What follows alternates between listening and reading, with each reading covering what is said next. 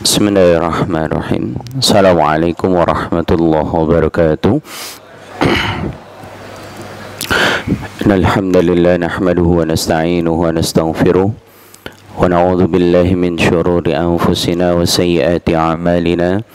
May yahdihillahu fala mudilla lahu wa may yudlil fala hadiya lahu. Asyhadu an la ilaha illallah wahdahu la syarika lahu wa asyhadu anna Muhammadan 'abduhu wa rasuluh. Allahumma salli wa sallim wa barik ala nabiyyina Muhammad wa ala alihi wa ashabihi wa man tabi'ahum bi ihsanin ila yaumiddin. Allahumma anfa'na bima 'allamtana wa 'allimna ma yanfa'una. Allahumma ati nufusana taqwaha wa zakkiha anta khairu man zakkaha anta waliyuha wa maulaha. Allahumma inna nas'aluka ilman nafi'an wa rizqan tayyiban wa amalan mutaqabbalan, amin ya rabbal alamin.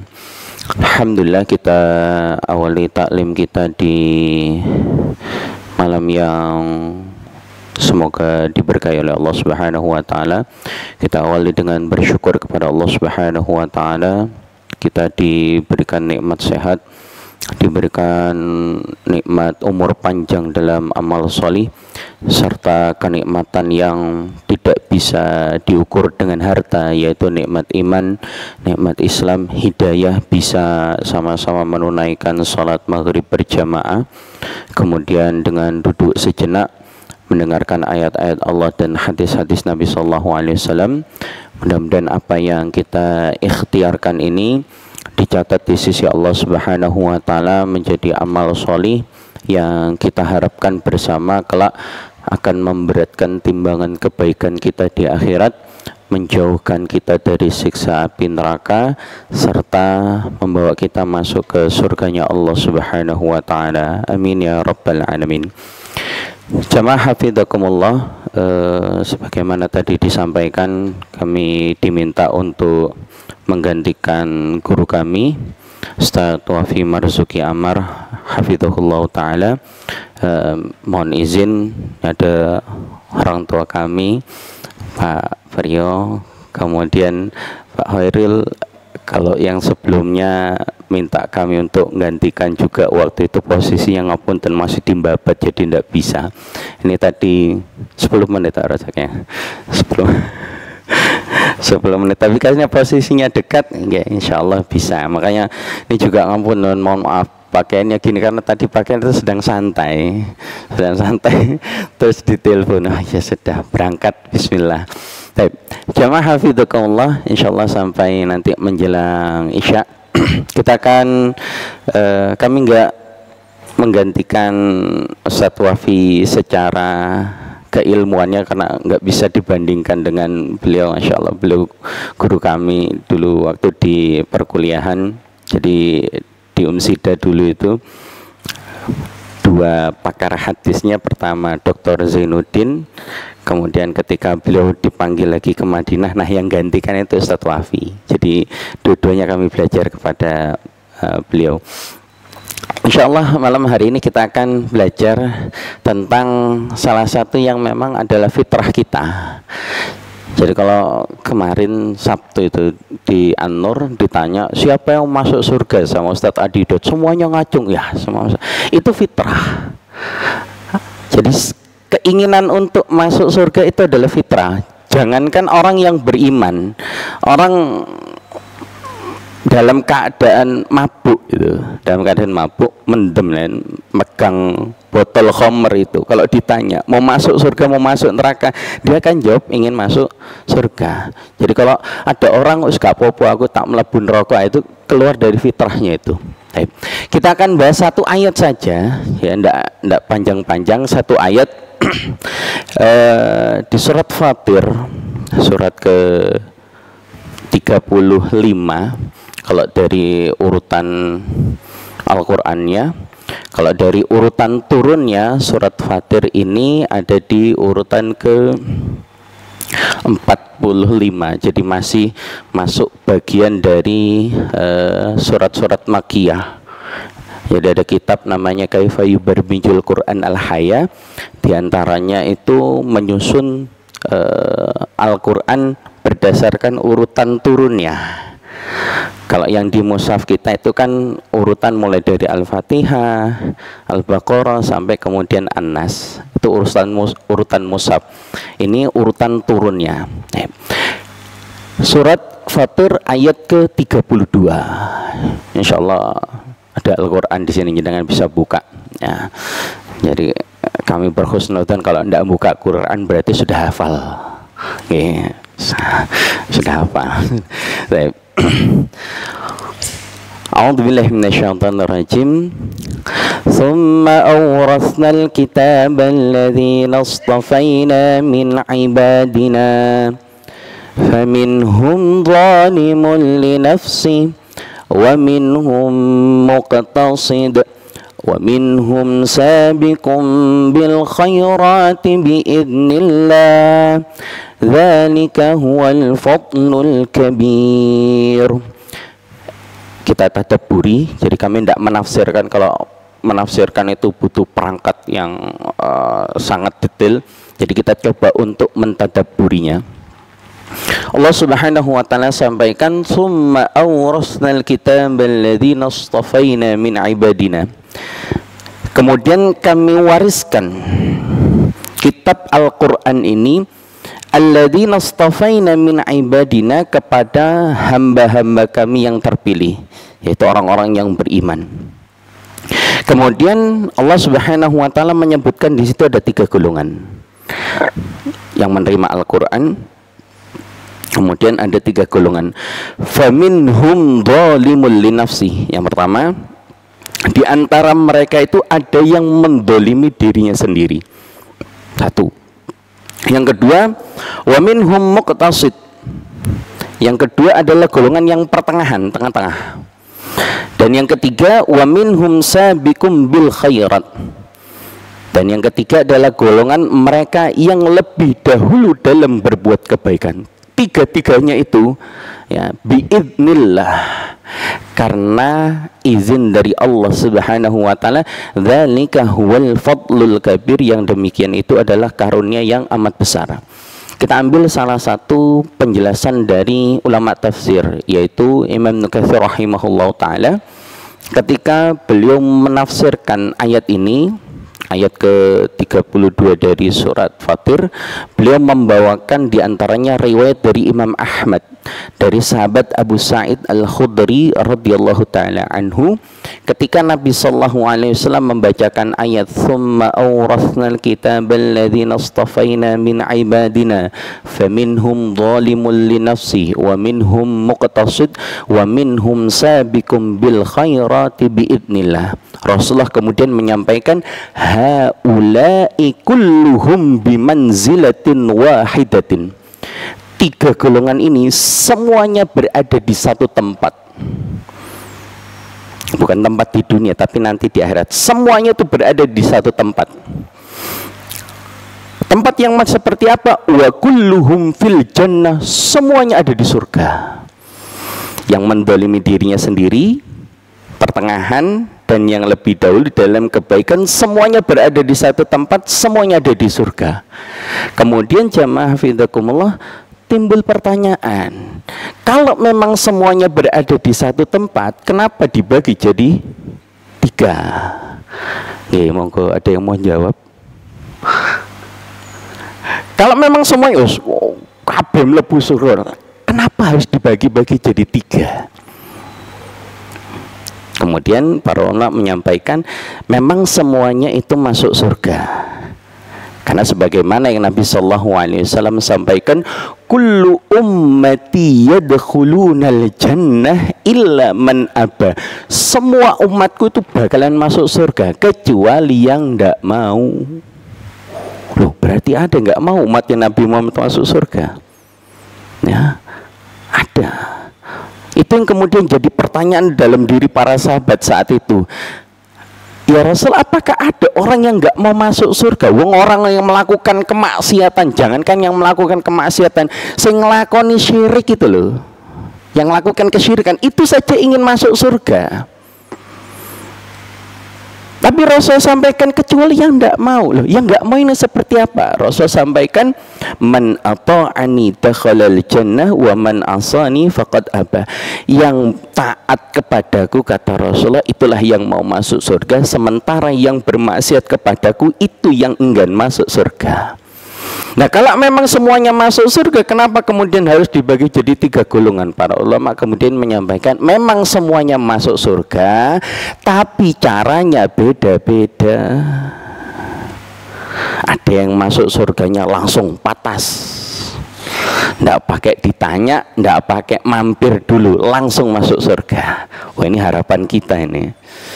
Masuk surganya bi ghairi hisab, bi ghairi adab, ndak pakai ditanya, ndak pakai diinterogasi, langsung masuk surga. Yang pertama. Golongan yang kedua, ada yang masuk surga tapi dihisab dulu, diinterogasi dulu, ditanya dulu. Tapi ada juga yang ketiga, masuk surga tapi mampir dulu. Mampir dulu. Semarang penggilek mampir kok sebenarnya. Mampir dulu, nanti mampirnya sudah selesai baru kemudian masuk surga. Nah, cuma kalau jenengan perhatikan di situ, biasanya kalau sesuatu yang utama, golongan yang utama itu biasanya diletakkan di nomor 1. Terus turun di golongan yang lebih rendah berikutnya. Tapi di situ Allah Subhanahu wa taala sampaikan, golongan yang pertama Allah taala sampaikan adalah faminhum dzalimul linafsi. Golongan yang mendolimi dirinya sendiri dulu, nomor 1. Yang kedua baru yang tengah-tengah. Ternyata golongan yang paling utama, yang paling tinggi itu diletakkan di akhir. Kalau misalkan anak sekolah, loh kok yang ranking 1 ditaruh paling bawah, kok nggak ditaruh di paling atas tapi ditaruh paling bawah? Tadaburnya apa? Di antaranya para ulama kemudian menyampaikan, kenapa golongan yang zalimul linafsi, katakan golongan yang paling bawah, kok diletakkan oleh Allah Subhanahu wa taala di nomor 1? Di antaranya adalah agar yang punya dosa banyak itu mereka tidak putus asa dari rahmatnya Allah. 1. Kalaupun yang sudah solih, yang sudah beriman, yang sudah bertakwa kepada Allah, banyak amal solihnya, kenapa kemudian diletakkan di akhir? Supaya tidak ujub. Insya Allah jenengan punya lah kitabnya, kecil itu, Al-Arba'in An-Nawawiyah. Nanti jenengan bisa buka di hadis nomor urutan ke-5. Ada 2 bagian. Bagian yang pertama itu tentang penciptaan manusia. Kemudian di bagian yang kedua, Rasulullah sebelum menyampaikan, beliau bersumpah terlebih dahulu.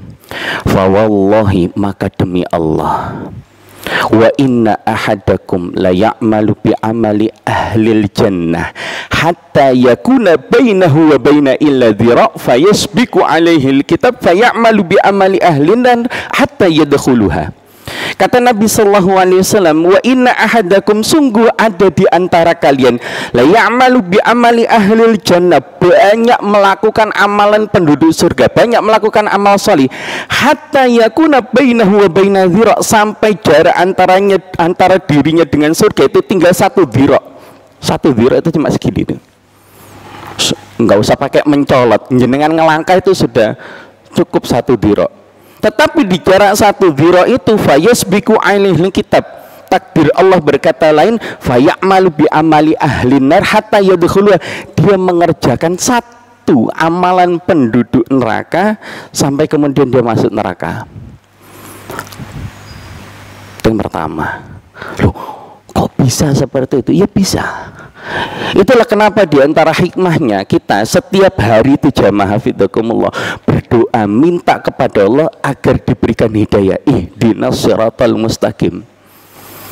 Padahal ya mulai dari kecil sudah Islam, ya bendino minimal sholat wajib itu 5 sudah, belum ketambahan yang sunnah, belum kemudian puasa yang sunnah, yang wajib semuanya. Tapi kok kenapa masih minta hidayah? Di antaranya Syekhul Islam Ibnu Taimiyah rahimahullah taala menyampaikan, kenapa kita yang sudah solih, yang sudah beriman, mengucapkan 2 kalimat syahadat tetap minta hidayah kepada Allah Subhanahu wa taala. Di antaranya dengan hidayah itu orang-orang yang beriman akan diwafatkan oleh Allah Subhanahu wa taala dalam keadaan husnul khotimah.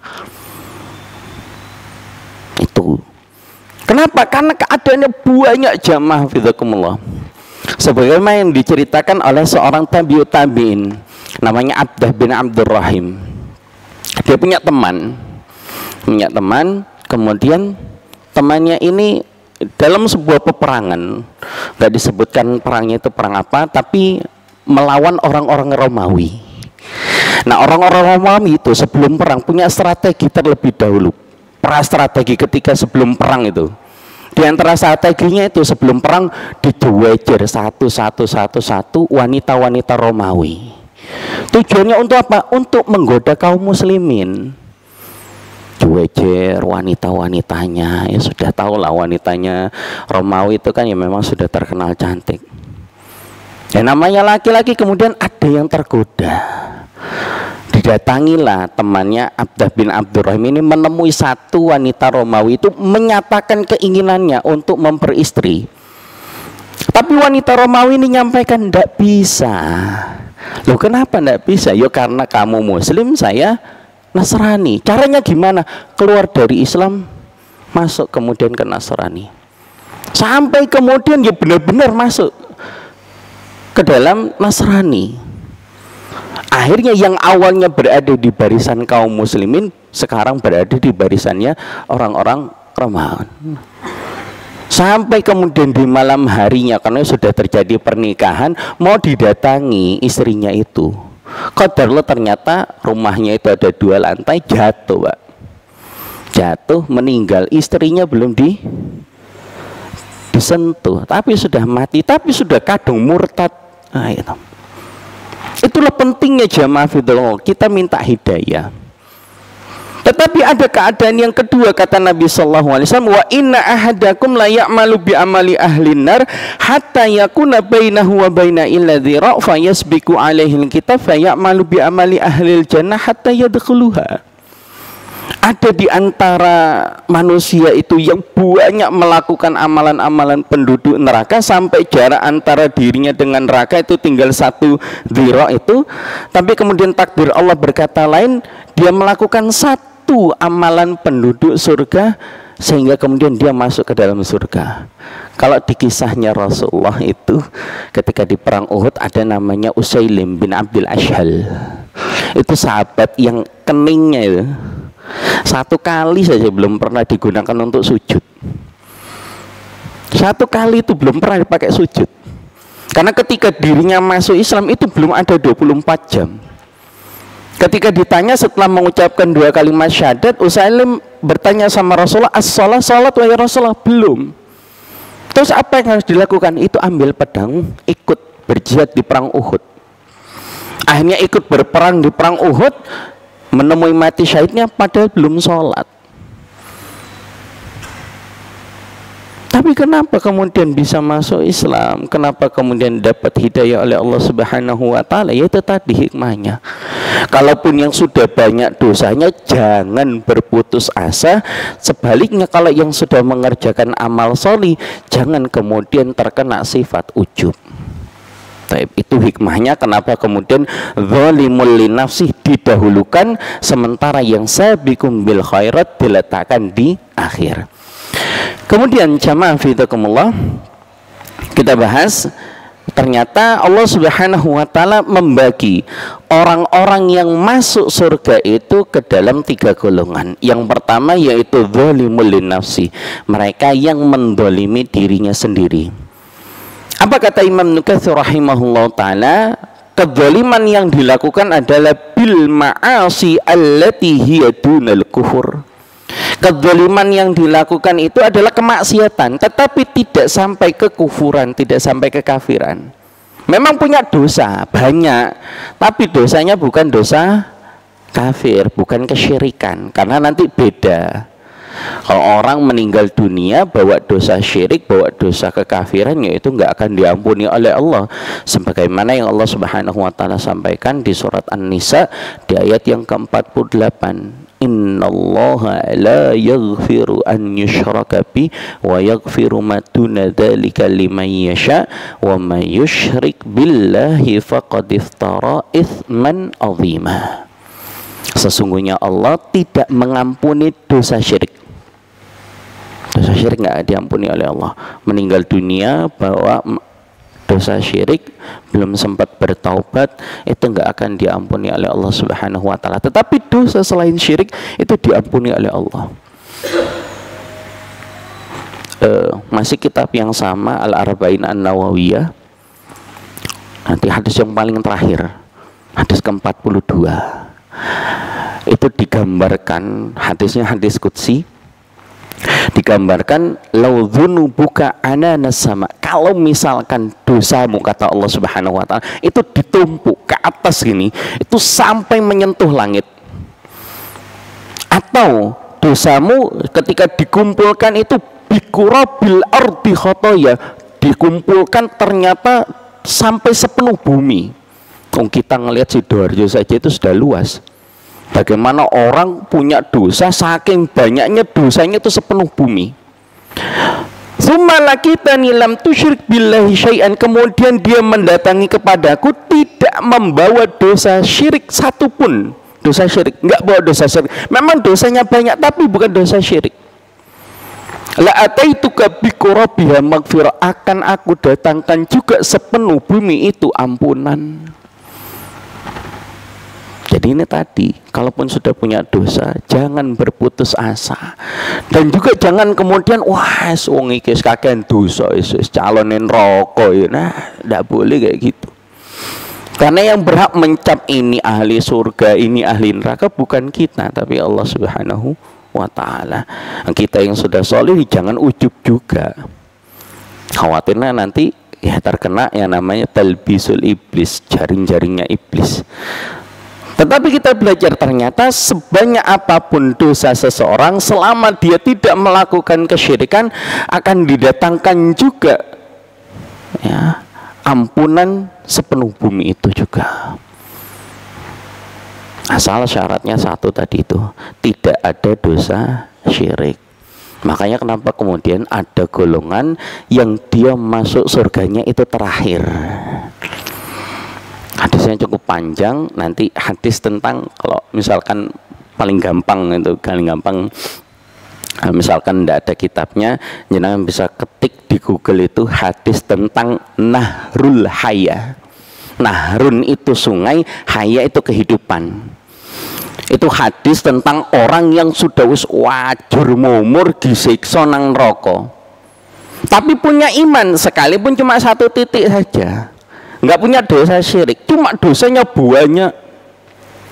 Jadi kalau ditimbang antara timbangan keburukan dengan timbangan kebaikan, yang lebih baik, lebih banyak timbangan keburukannya.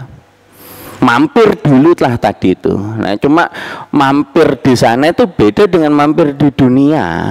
Mampir di dunia 1 jam, 2 jam itu sudah lama. Tapi kalau mampir di sana hitungan waktunya itu beda. Sehari di akhirat itu sama dengan 1000 tahun hitungan di dunia. Tapi Allah Subhanahu wa taala Maha Rahman, sekalipun dosanya itu banyak akan dikeluarkan dari neraka itu, kemudian tidak langsung masuk surga dulu, tapi masuk ke dalam namanya Nahrul Haya. Ketika dimasukkan itu baru kemudian selesai dari Nahrul Haya, baru kemudian masuk ke surga. Hanya memang nanti ada perbedaan, orang yang langsung masuk surga dengan orang yang mampir, cahayanya itu beda. Kalau yang langsung itu putih bersinar, sementara kalau yang tadi mampir itu sinarnya itu agak kekuningan. Nggih, atas lampu ini, enten lampu sing merkuri itu kan benden ya. Tapi yang enggak dinya, wah iki mari tekon dina ndak. Enggak disindir nanti ketika di surga itu seneng di sini. Cuma memang ketahuan, oh ini dihabis dari ya neraka tadi. Tapi tetap masuk surga, cuma mampir dulu. Itu golongan yang pertama. Golongan yang kedua, kata kata Imam Nukatsir rahimahullah taala ketika menerangkan wa minhum muqtasid, yaitu golongan yang tengah-tengah. Siapa golongan yang tengah-tengah? Hum yuhasabu hisabay yasira. Mereka adalah orang-orang yang masuk surga tapi dihisab dulu. Hisabnya adalah hisab yang mudah. Cirinya nanti kalau hisab yang mudah kan nanti kita akan menerima catatan amal itu. Kalau menerimanya dengan tangan kanan, ini yang nanti hisabnya mudah. Tapi kalau menerimanya dengan tangan kiri, hisabnya sulit. Yang paling celaka itu kalau menerimanya miwaro idhri, dari balik punggungnya, itu menghinakan. Ya. Siapa golongan yang hisabnya itu mudah nanti di hadapan Allah Subhanahu wa taala? Ini kami ambilkan salah satu contohnya saja. Ini bukan satu-satunya, tapi salah satunya saja. Orang yang dihisab dengan hisab yang mudah. Nama hadisnya itu hadisul bitokoh. Bitokoh itu kayak kartu tapi kecil itu. Nggak kata kartu ATM nih. Hadisnya. Rasulullah SAW menyampaikan dalam riwayat Imam At-Tirmidzi, Innallaha azza wa jalla yastakhlisu rajulan min ummati ala ru'usil khalaiq yaumal qiyamah. Sesungguhnya Allah Subhanahu wa taala itu membebaskan ada salah satu di antara umatku, kata Rasulullah. Mudah-mudahan ini tidak cuma satu saja. Diambil salah satu dari umatnya Nabi Muhammad SAW, fayanshuru alaihi tis'atun wa tis'ina sijilan, kemudian diberikan kepada orang ini 99 catatan amal. Ya, kok bisa banyak yo? Ya semakin lama orang kalau kemudian usianya panjang, yo catatannya banyak. Semakin lama orang memimpin periodenya sampai beda nanti kalau yang satu periode dengan dua periode, LPJ-nya kan beda-beda. Kalau semakin lama memimpin, LPJ-nya tambah tebal saja. Nah, orang ini memiliki catatan 99. Satu catatannya, kata Nabi sallallahu alaihi wasallam, kullu sijilin maddul basar. Satu catatan itu kalau dibeber itu, dibentangkan itu sejauh mata memandang. Itu satu. Ini orang punya 99 catatan amal. Semuanya itu isinya dosa maksiat, dosa maksiat, dosa maksiat. Tapi yang nggak langsung dihukum oleh Allah Subhanahu wa taala, ditanya dulu. Pertanyaan yang pertama dari Allah Subhanahu wa taala, atunkiru hadza syai'an. Coba dicek 99 catatan itu, ada yang salah ndak? Makanya kenapa kemudian hari di akhirat itu sangat panjang? Yuk karena urusannya itu panjang. Nanti satu persatu kita akan mendeli itu, kita ngelakoni, kita enggak, semuanya dicek. Setelah dicek, orang ini menyampaikan, la ya Rabb, enggak ada yang salah, semuanya benar.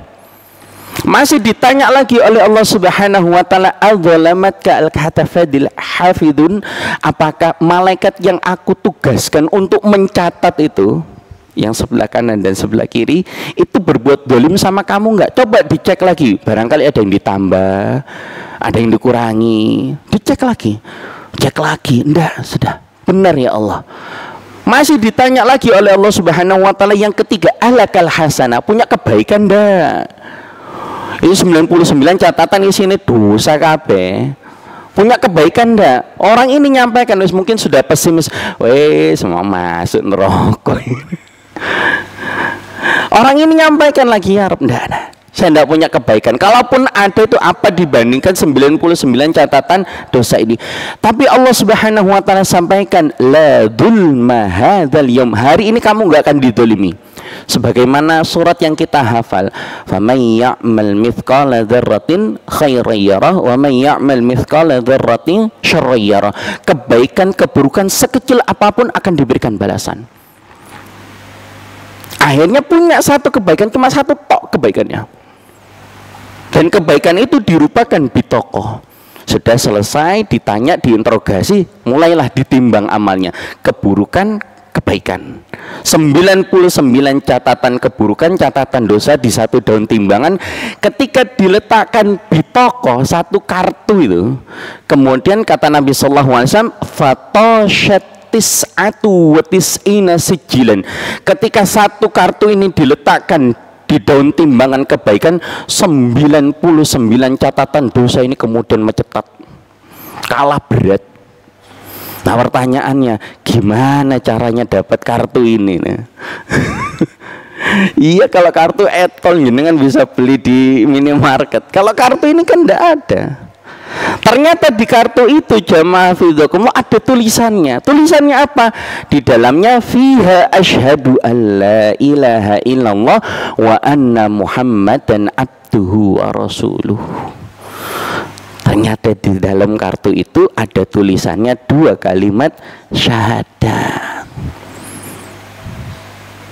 Tapi kembali lagi, yang namanya konsekuensi syahadat itu kan tidak hanya sekedar diucapkan di lisan, tapi diyakini di hati, kemudian dibuktikan dengan amal perbuatan. Karena ada orang lisannya itu mengucapkan asyhadu alla ilaha illallah wa asyhadu anna muhammadan abduhu wa rasuluh, tapi di rumahnya ada kertas itu tulisin ini wis diambil dari Al-Qur'an, gulung buntel nggih kain putih, paku di atas kusen itu.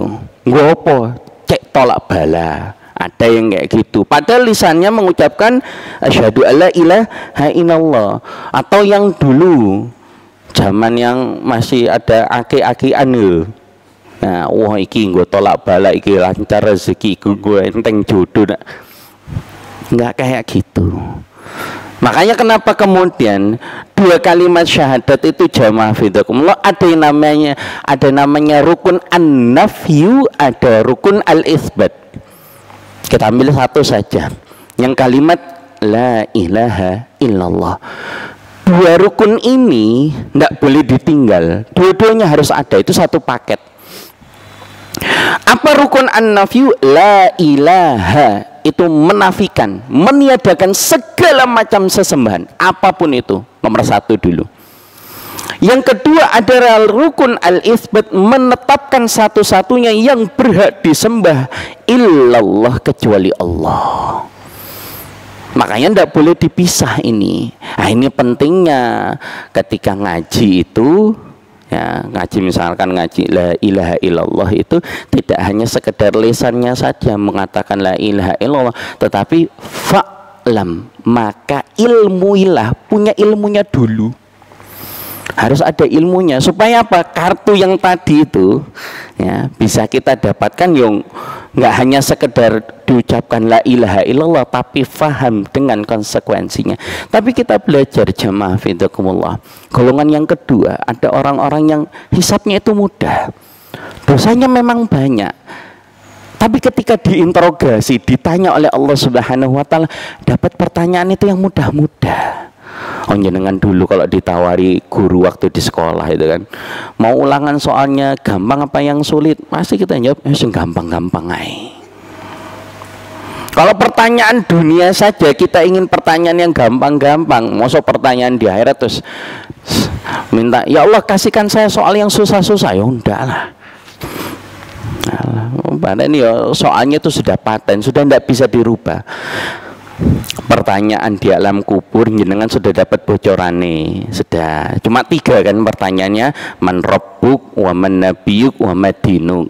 Nanti pertanyaan di yaumul hisab ada 4 atau 5, ditanya oleh Allah Subhanahu wa Ta'ala an umrihi, umurnya dihabiskan untuk apa, kemudian dari umur ini ditekankan an syababi, masa mudanya digunakan untuk apa, kemudian an jismihi, anggota badannya ini dipakai untuk apa saja, kemudian an ilmihi, tentang ilmunya dipakai untuk apa saja, diamalkan atau enggak, kemudian yang kelima ditanya an malihi, ditanya tentang hartanya, min aina iktasabahu wa fima anfaqahu, dapatnya dari mana, terus harta yang halal itu digunakan untuk apa. Sudah enak, pertanyaannya sudah dikasihkan, sudah dapat bocorannya, tinggal nanti bisa ndak jawabnya ya. Kemudian jamaah fidakumullah, itu golongan yang kedua, tetap semuanya masuk surga, cuma balik lagi tadi caranya yang beda-beda. Kalau yang kedua tadi ya ditanya dulu, sebelum masuk surga diinterogasi dulu ya. Kemudian golongan yang ketiga, ini golongan yang paling utama, ini harapan kita semuanya jamaah fidakumullah, yaitu wa minhum sabiqum bil khairati biidznillah. Dan golongan yang ketiga yaitu mereka yang lebih dahulu dalam mengerjakan kebaikan. Makanya di Muhammadiyah itu ditekankan yang namanya fastabiqul khairat, berlomba-lomba dalam kebaikan. Di antaranya ya faedahnya untuk ini, supaya nanti ketika masuk surganya hum yadkhulul jannah bighairi hisab bighairi adab. Mereka adalah golongan orang-orang yang masuk surganya itu tanpa dihisab, tanpa diadab. Insyaallah kalau di Kitab Tauhid itu ada pembahasannya di bab-bab awal, kalau tidak salah bab ke-5 atau bab ke-6, ketika Nabi sallallahu alaihi wasallam uridat alayyal umam, Rasulullah SAW menyampaikan, dihadirkan kepadaku itu ada segolongan umat. Wan nabiyani yamurru ma'ahum rahtun. Ada nabi itu yang umatnya itu hanya rahtun. Rahtun itu kalau ukuran jumlah kurang dari 10, lebih dari 10. Tapi ada nabi itu yang umatnya, pengikutnya, jamaahnya itu kurang dari 10. Tapi enggak mengurangi kemuliaan mereka. Bahkan Rasul sampaikan wan nabiyyu laisa ma'ahu ahadun. Bahkan ada nabi yang enggak punya umat sama sekali, satu pun itu enggak ada. Ya, kemudian disampaikan lagi oleh Nabi sallallahu alaihi wasallam, hatta rufi'a li sawadun 'azimun qultu ma hadza. Kemudian Nabi SAW ditunjukkan ada sekumpulan umat yang banyak sekali. Kemudian Nabi SAW sampaikan, ummati hadza, apakah ini umatku? Kemudian Nabi SAW mendapatkan jawaban, bal hadza Musa wa qaumuhu, bukan. Ini yang banyak ini adalah umatnya Nabi Musa. Jadi Nabi Musa itu umatnya termasuk yang banyak. Ya.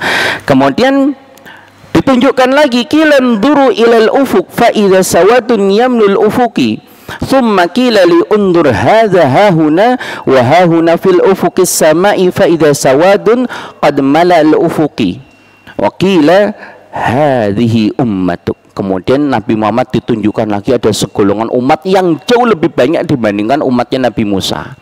Kemudian dikatakan hadhihi ummatuk, ini umatmu wahai Muhammad.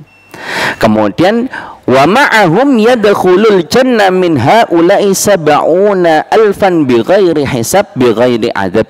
Dan ada di antara umatmu itu yang sekian banyak itu, ada di antara mereka yang nantinya masuk surganya itu tanpa hisab, tanpa adab.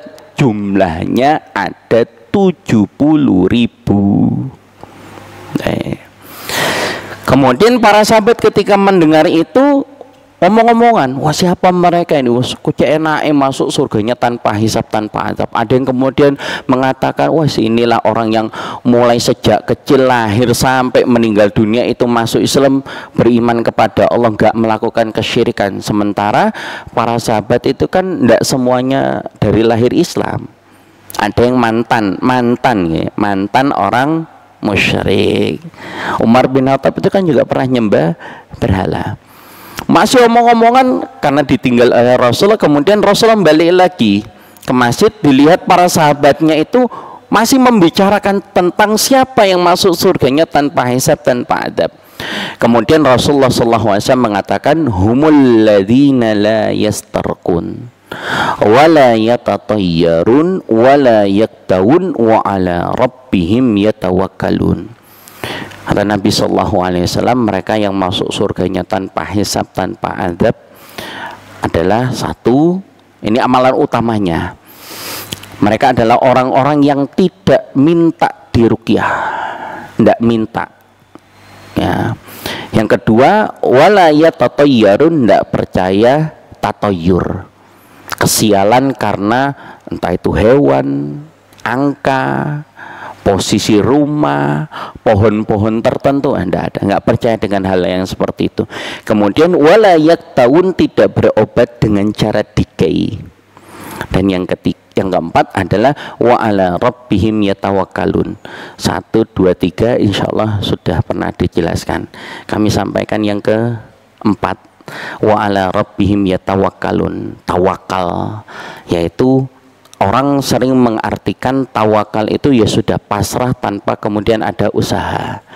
Padahal kalau kita lihat misalkan di surat Maryam itu, ketika Maryam sudah hamil tua, sudah mau melahirkan, dalam keadaan haus, lapar, bekalnya itu sudah habis.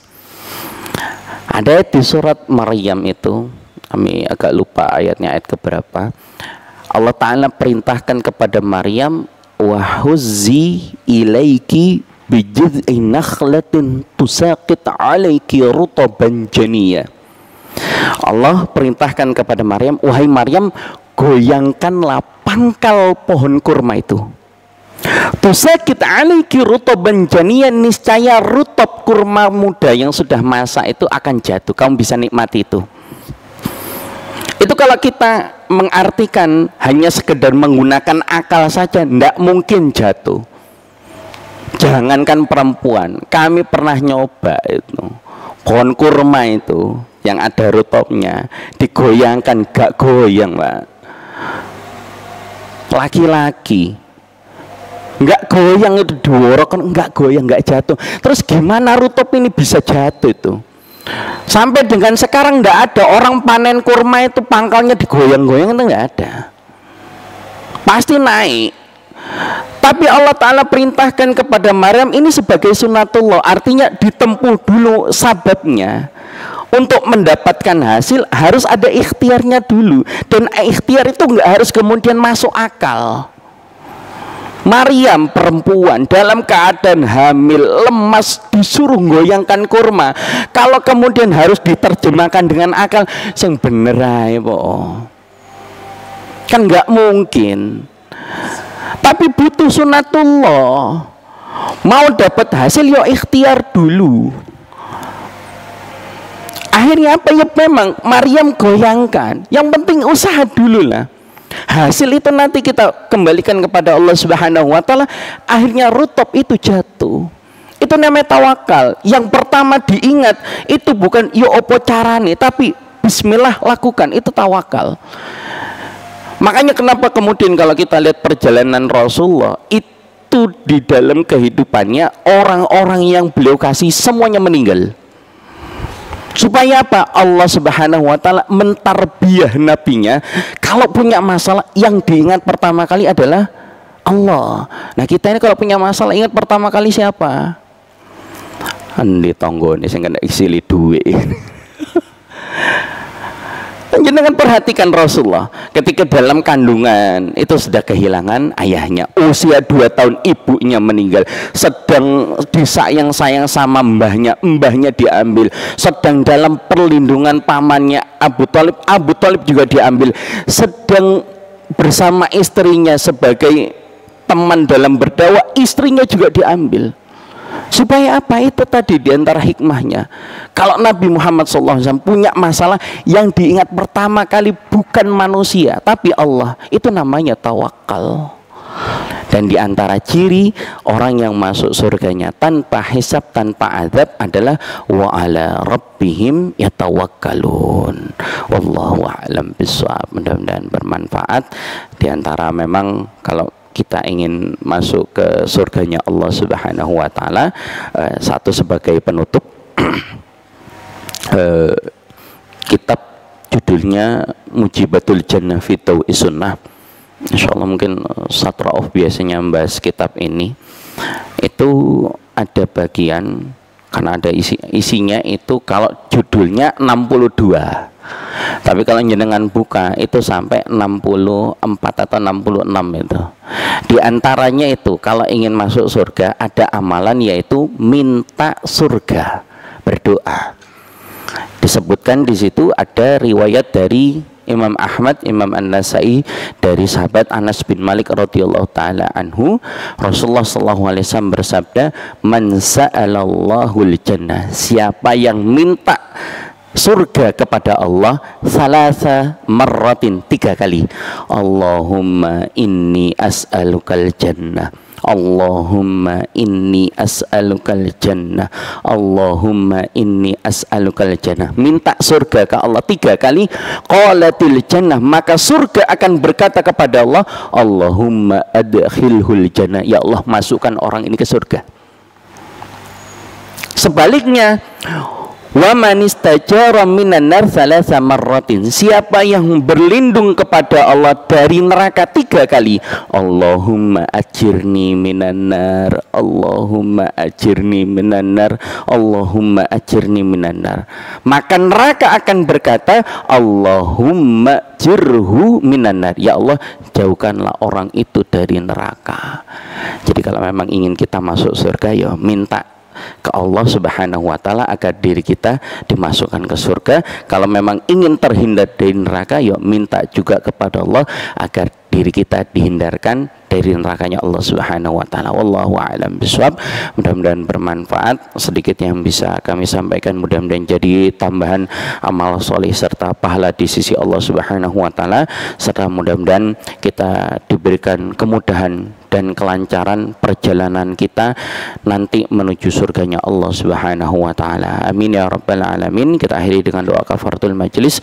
Subhanakallahumma wa bihamdik, nasyhadu an la ilaha illa anta, nastaghfiruka wa natubu ilaik. Wa sallallahu ala nabiyyina Muhammadin wa ala alihi wa ashabi ajma'in. Wassalamu alaikum warahmatullahi wabarakatuh.